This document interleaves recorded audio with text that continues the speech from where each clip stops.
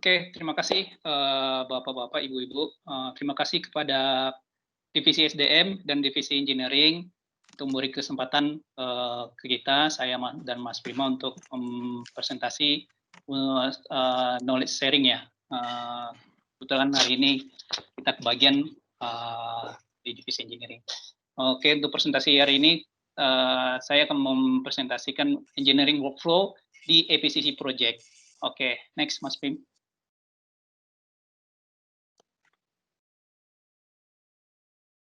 Oke, untuk rundown-nya seperti ini Bapak Ibu ya. Saya akan jelasin dari project engineering, engineering workflow, engineering execution, engineering resource, engineering project organization, engineering deliverable, engineering study atau analisa, dan saya mau masukin satu poin untuk kegiatan pre-com dan mechanical compression di suatu project.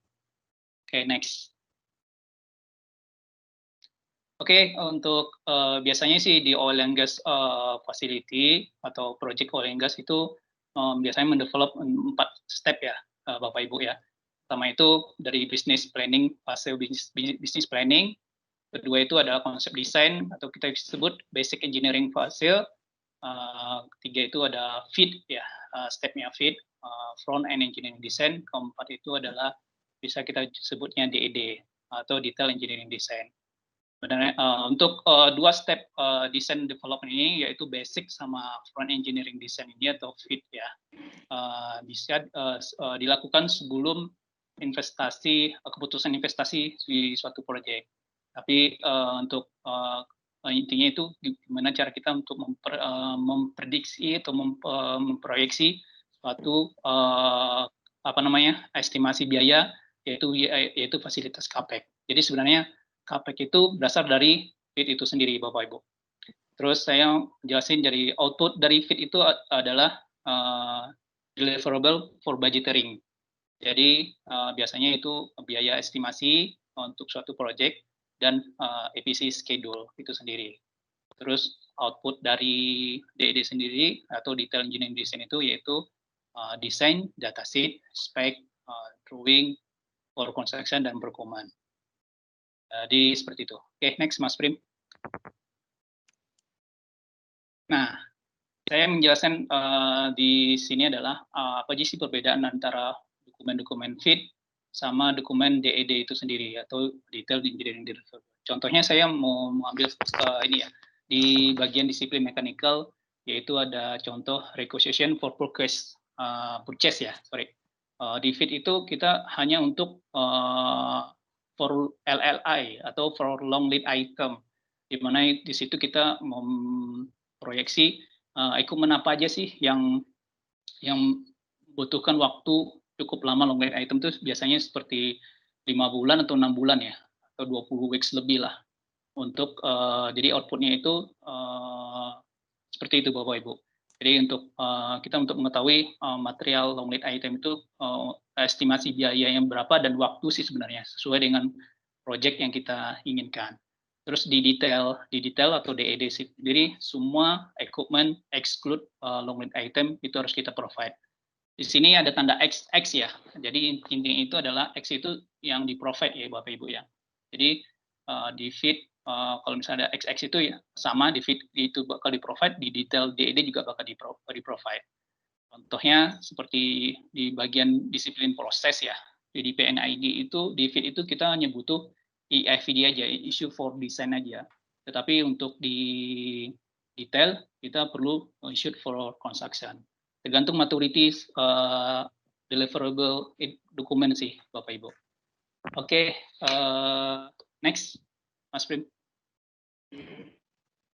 Nah, di sini untuk saya akan menjelaskan engineering workflow ya. Dari pertama itu dari business case, lanjut ke proses simulation, terus lanjut ke PFD atau HMB ya.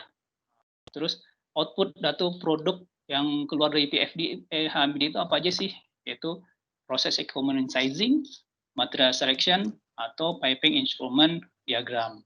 Terus kita lanjut untuk output dari atau produk yang dari PNID itu sendiri apa aja sih gitu.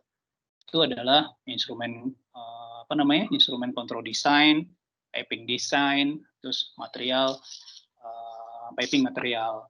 kemudian di plan layout gitu kan, di proses output atau produk proses equipment sizing itu, yaitu kita keluarnya itu kita buat plan layout suatu project.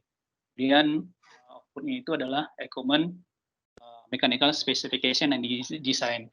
Jadi nanti di slide berikutnya bakal lebih jelas lagi. Jadi intinya itu dari setiap masing-masing disiplin seperti electrical design, civil design, piping design, outputnya itu adalah nanti muara ke calculation, datasheet, drawing, TBE, RFQ, dan goalnya itu adalah MTO yang kita bakal sounding ke atau kita berikan kepada vendor tersebut untuk mengetahui berapa lama sih material yang harus kita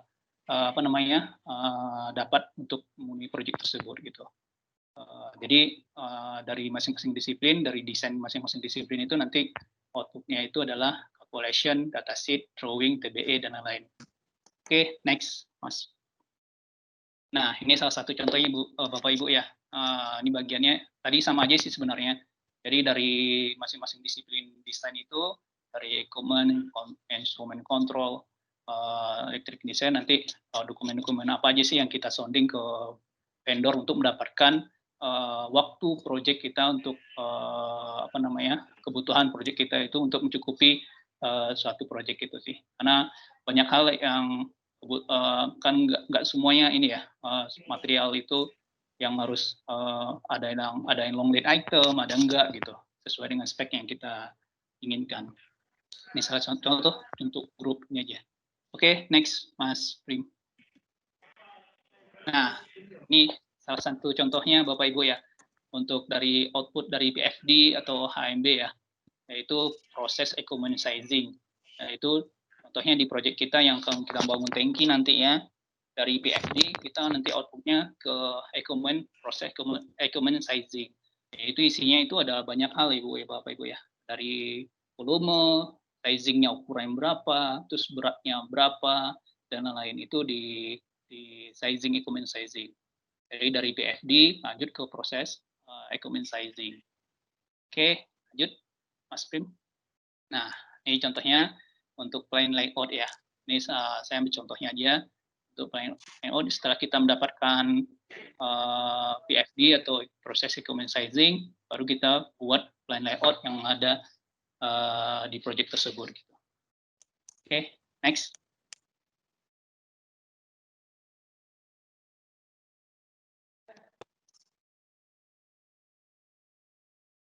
Oke, next Mas Brim. Nah, ini berikut juga dengan instrumen control design ya. Itu dari instrumen desain itu dari khususnya dari piping PNID ya khususnya. Apa aja sih dari desain instrumen itu apa aja yang kita gunakan. Terus DCS apa aja sih, berapa buah yang harus kita gunakan, terus kontrol alat-alatnya, kontrol valve-nya, fill instrumennya apa aja sih gitu, sesuai dengan PNID yang telah kita sepakati gitu. Ini contoh ada gambar-gambar ya Bapak Ibu ya. Di situ ada buat control room, alat-alat yang instrumen apa aja, CCTV dan lain-lain gitu. Oke, next Mas Prim. Nah, itu juga dengan electrical design. Electrical design tersebut inputnya itu dari apa aja sih? Yaitu dari plan layout yang udah dibuat, kemudian dari equipment drawing. Jadi di situ ada contohnya Ibu ya, gambar-gambarnya panel-panel yang di dalam control room, terus yang digunakan kapasitasnya, berapa powernya dan lain-lain gitu. Next. Nah, ini civil nih, ini Kak Ros nih, civil engineering ya. Oke, berikut juga dengan civil design ya Bapak Ibu ya. Inputnya itu dari plan layout, segment drawing. Jadi konsepnya itu adalah mulai dari proses, mechanical, terus piping, sama instrumen, electrical, sama terakhir civil. Kenapa sih nggak kita bangun civil aja, Mas Rifan gitu ya? Ya, kita kalau misalnya kita bangun civil control room misalnya contoh, kita nggak tahu kan kalau misalnya kebutuhan panel yang ada di dalam, terus operator yang ada di dalam, berapa buah meja yang harus kita inin gitu. Nanti kita bakal rework lagi nih, kerja 2 kali kalau misalnya nggak sesuai dengan predecessor atau kerjaan disiplin yang lainnya. Atau contohnya, kenapa nggak kita bangun pipe support aja nih dulu nih, kita bangun pipe support untuk piping. Nah, kita kan harus sebelumnya kita harus tahu nih jalur pipanya arah mana sih gitu. Jadi kita ada urutannya Bapak Ibu ya. Jadi nggak sembarangan kalau misalnya untuk engineering workflow tersebut. Jadi dari mechanical, dari proses dulu, mechanical, piping, instrumen kontrol atau electrical, sama sipil. Jadi konsepnya seperti itu sebenarnya. Oke, lanjut Mas Prim. Nah, ini adalah contoh engineering execution ya. Kita mulai dari RFU, request for proposal, SOW, statement of work, site visit,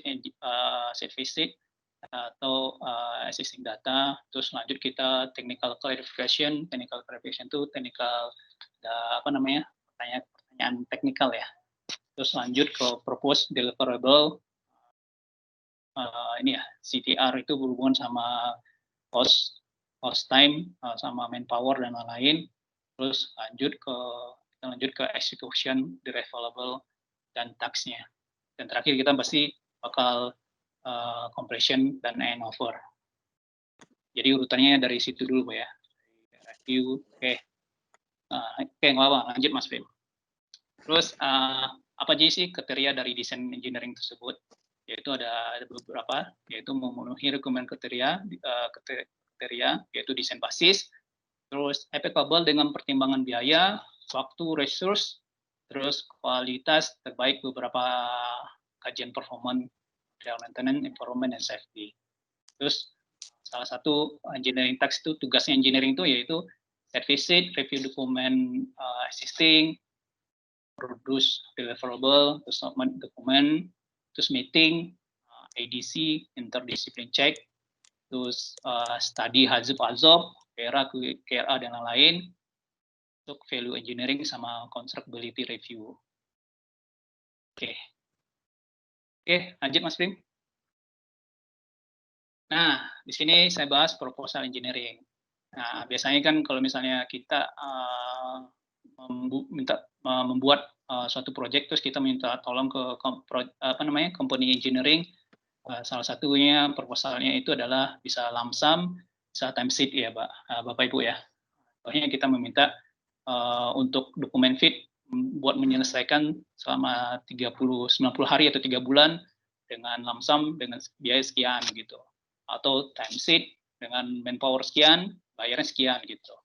Terus ini ada sebelah kanan ini ada salah satu contoh kontrak-kontrak yang ada untuk EPCC ya. Misalnya cost plus fixed fee dan lain-lain. Oke, next Mas. Nah, di sini ada saya mencontohkan standar man hours ya. Jadi masing-masing kalau misalnya company engineering itu biasanya sih mereka bayarnya itu per dokumen ya, Bapak Ibu ya. Ini salah satu contohnya aja sih. Jadi semakin banyak dokumen yang di-provide di suatu project, jadi semakin biayanya semakin cukup banyak juga sih. Oke, next.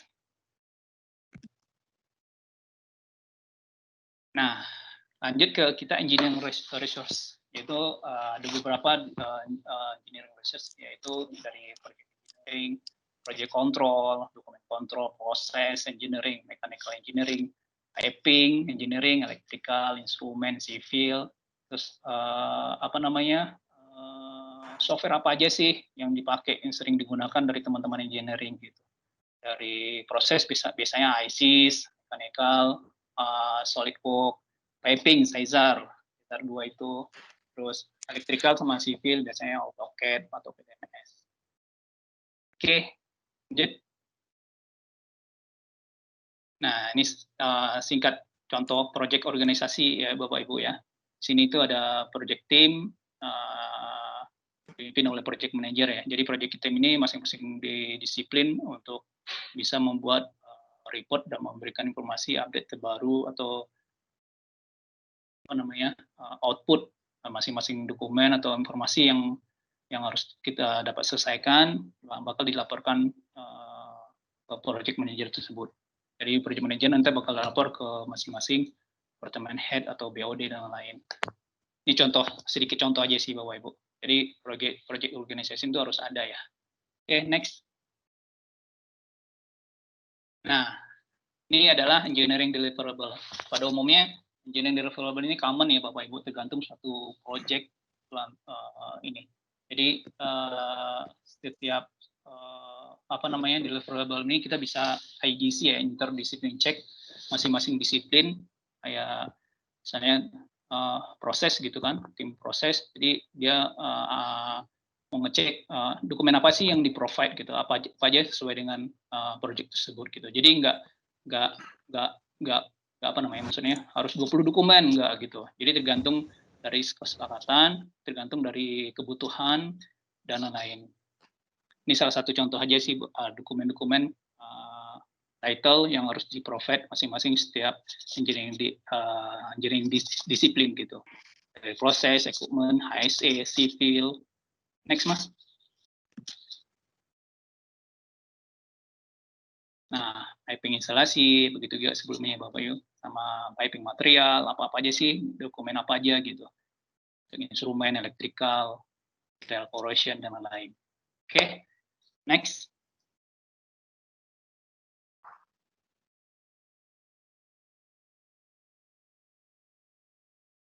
Oke, mungkin sinyal lagi. Oke, lanjut ke engineering deliverable ya Bapak Ibu ya. Engineering deliverable ini di sini ada dokumen cycle dokumen engineering. Jadi setelah kita memprovide berapa dokumen yang harus kita butuhkan, terus cycle dokumen itu ada IDC, IFR, IFA, sama IFC. Biasanya sih cukup IFR, IFA, sama IFC ya Bapak Ibu ya. Karena IDC itu di awal itu yang saya bilang tadi, kesepakatan masing-masing disiplin ya. Terus cek berapa dokumen yang sudah di-provide. Terus yang dokumen mana aja yang harus didahulukan dan lain-lain gitu. Jadi urutannya itu ya. Jadi setelah kita IFC, revisi terakhir itu yang kita berikan kepada teman-teman konstruksi, ini loh dokumen yang harus dilakukan dan dilaksanakan saat konstruksi gitu. Jadi ketika Bapak-Bapak Ibu kita dokumen IFA atau IFR kita kasih ke tim konstruksi, itu salah besar. Itu bukan dokumen bukan dokumen terakhir. Nanti bakal kerja 2 kali, itu banyak terjadi Bapak Ibu ya, kayak miskomunikasi seperti itu. Terus di sini adalah contoh progress, measurement, control. Jadi masing-masing dokumen yang di-provide itu kita pasang targetnya untuk menyelesaikan ini dengan melihat S-curve yang kita sepakati. Gitu. Oke, next, Mas Prim. Nah, ini adalah salah satu analisa atau studi engineering yang pernah kita lakukan ya. Tapi yang biasa yang di project ini cuma Hizid Azob, ERA, KRI. Bapak Ibu, ini tergantung projectnya masing-masing sih sebenarnya. Saya belum pernah Silopa sama FEMA belum. Tapi pada prinsipnya ini tergantung kajian-kajian terhadap satu project tersebut gitu. Oke, next. Nah, kita masuk precom dan mechanical compression ya. Jadi apa sih pre-commissioning itu? Mechanical compression. Pre-commissioning itu adalah aktivitas termasuk cek semua desain, cek semua status piping, electrical, mechanical, instrument, installation, terus menjalankan equipment, running equipment, pressure testing, cleaning, drying, dan purging, dan lain sebagainya. Sedangkan mechanical compression itu mengecek dan menjalankan suatu plan ya, suatu building, plan untuk meyakinkan bahwa semua instalasi berjalan dengan sesuai dengan drawing dan spesifikasi sesuai safety requirement dan ready untuk commissioning sesuai dengan project requirement tersebut. pasti sebelum mechanical completion semua punch list, killing punches itu harus close semua. Jadi setelah tahap pre-com itu pasti ada killing punches ya Bapak Ibu ya. Itu harus kita selesaikan untuk mencapai mechanical completion. Jadi saat ini kita di Teluk Lamung sendiri kita lagi tahap mechanical completion yang dimana bentar lagi ya kita doakan lebih cepat ya bisa selesai dengan safety dan bisa melakukan commissioning. Oke, next Mas. Nah, ini kita bahas untuk pre-commissioning piping, electrical instrument, mechanical package. Oke, next Mas. Nah, salah satu contoh untuk kegiatan commissioning piping yaitu visual check, line check, pipe cleaning, pressure test.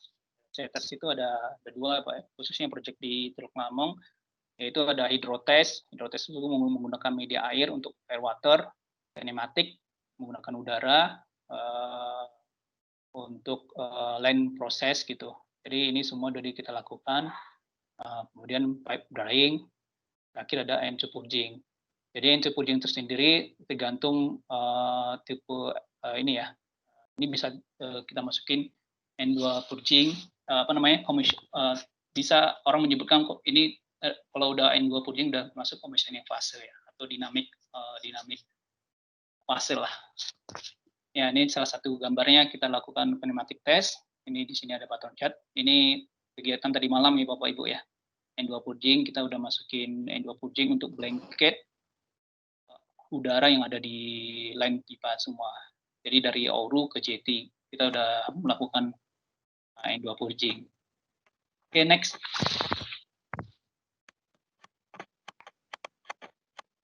Nah, di sini adalah contoh pre-commissioning test paket yang ada di piping ya. Jadi test paket ini adalah suatu kegiatan untuk salah satu kegiatan pre-commissioning yaitu piping sendiri. Jadi summary test paket ini dilakukan pada fase DED. Jadi untuk DED kita udah nentuin line number pipa mana aja sih atau line number mana aja yang harus kita lakukan untuk pneumatik atau hidrotest gitu sesuai dengan equipment yang ada di sana gitu. Jadi kan banyak Bapak Ibu mungkin banyak pipa-pipa yang ini ya dari buffer tank terlanjut sini. Jadi itu ada di gambarnya itu ada line number ya. Line number itu bakal kita tes untuk kegiatan pre-com piping. Jadi kita lakukan seperti pneumatik atau hidrotest gitu.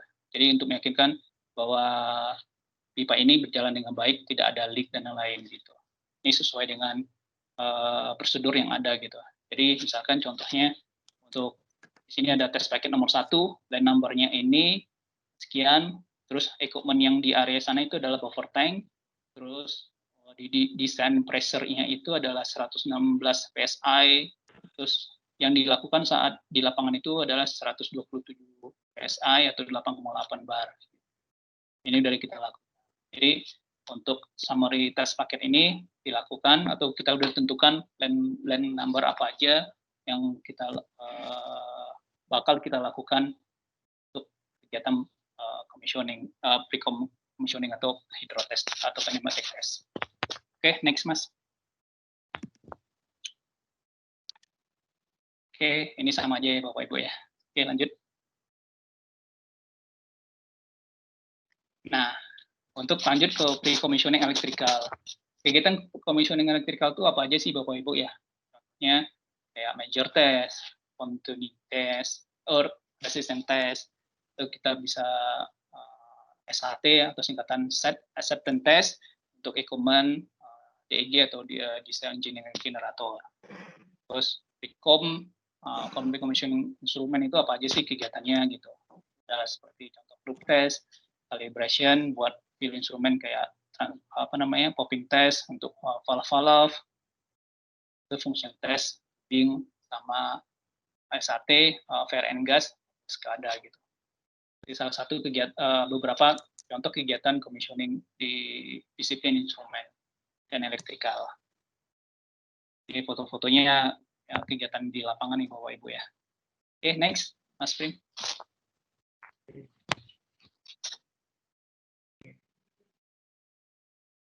Nah, untuk yang mechanical commissioning pre-com mechanical itu sendiri, salah satu contohnya adalah visual check atau line check, terus SAT ini paralel dengan commissioning, nanti kita lakukan commissioning Bapak Ibu ya.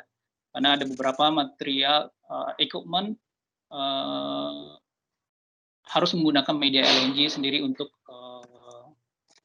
SAT tersebut, yaitu seperti BOG kompresor, LNG buster pump, vaporizer dan lain-lain gitu.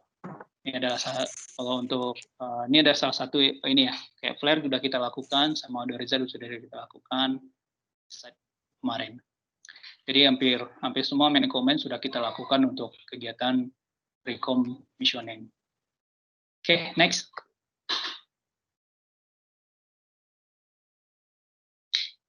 Nah, ini adalah salah satu contoh ya Bapak Ibu yang model untuk commissioning dan startup execution model. Ini saya ya sebenarnya sama aja sih Bapak Ibu ya. Mungkin di sini tuh lebih ke tahap-tahapnya sih sebenarnya. Ini ada tahap yang sebelah kiri ini ada tahap konstruksi atau pre-commissioning. Kegiatannya piping itu apa aja sih Bapak Ibu? Di piping itu piping tie-in, cleaning, erection, yang kita bahas tadi ya, sebelumnya, hydro test, pneumatic test, terus reinstatement, tightening ball, itu flank management, itu termasuk painting dan lain-lain. Terus instrumen elektrikal juga begitu, continuity test, check, lighting, circuit test, dan lain-lain. Mekanikal, misalnya kita bangun tangki, nanti kita pre-comnya nanti kita bakal isi air gitu kan, kita cek ada leak atau enggaknya, atau kita sebut di sini tank hydrostatic test, terus tank final box up, terus rotating equipment dan lain-lain.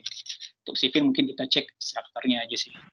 Terus di sini fase commissioning itu ada di sini static commissioning atau dynamic commissioning. Jadi setelah semua kegiatan pre-com atau konstruksi itu dilakukan, kita mengecek semuanya apakah berjalan dengan baik nggak. Jadi CCTV itu berjalan nggak CCTV-nya, termasuk paga. Terus apalagi ya, sini ada ya DCS power up atau SAT testing dan lain-lain. Terus dynamic commissioning. Sini ada dynamic commissioning, salah satunya adalah N2 purging tadi Bapak Ibu. Jadi contoh model ini dia termasuk N2 purging itu adalah dynamic commissioning. Jadi walaupun jadi setiap model beda-beda ya, tapi kegiatan ini adalah kegiatan sudah masuk ke dynamic commissioning. Oke, kemudian di sini setelah kita melakukan melakukan mechanical compression, kita lanjut ke nanti kita bakal kita melakukan compression PSSR terkait sama dokumen-dokumen yang sudah di-provide sama kontraktor. Baru kita nanti handover ke teman-teman operasi. Jadi nanti operasi nanti kita menggunakan LNG nanti kita itu sudah masuk ke tahap operation. Oke, mungkin itu udah ya Mas Prima. Next-nya. Oke, mungkin itu aja Bapak Ibu dari saya dan Mas Prima dari Divisi Engineering. Sedikit informasi yang saya ini adalah contoh sertifikat untuk mechanical compression ya. Oke, mungkin itu saja dari saya dan Mas Prima dari Divisi Engineering. Lebih dan kurang mohon maaf. Saya kembalikan lagi ke Mbak Kiki.